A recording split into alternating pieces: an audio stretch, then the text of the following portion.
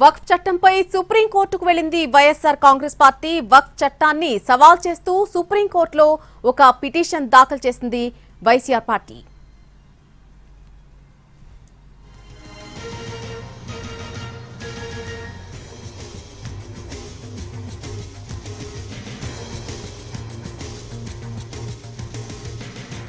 వక్ఫ్ చట్ట సవరణను YCP party తీవ్రంగా వ్యతిరేకిస్తుంది. దీనిపై సుప్రీంకోర్టును ఆశ్రయించింది వైసీపీ పార్టీ.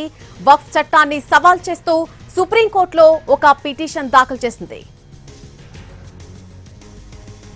వక్ఫ్ చట్టంపై సుప్రీంకోర్టుకు వెళ్లింది వైఎస్ఆర్ కాంగ్రెస్ పార్టీ. వక్ఫ్ చట్టాన్ని సవాల్ చేస్తూ సుప్రీంకోర్టులో ఒక పిటిషన్ దాఖలు చేయడం జరిగింది.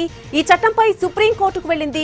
వక్ఫ్ చట్టాన్ని సవాల్ చేస్తూ సుప్రీంకోర్టులో పిటిషన్ దాఖలు చేసింది.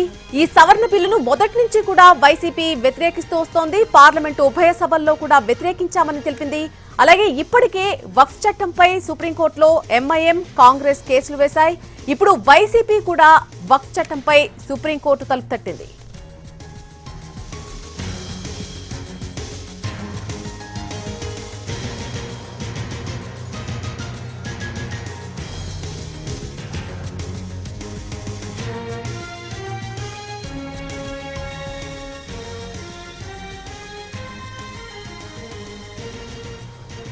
వక్ఫ్ చట్టంపై సుప్రీంకోర్టుకు వెళ్లింది వైఎస్ఆర్ కాంగ్రెస్ పార్టీ. ఈ చట్టాన్ని సవాల్ చేస్తూ సుప్రీంకోర్టులో వైఎస్ఆర్సీపీ ఒక పిటిషన్ దాఖలు చేయడం జరిగింది.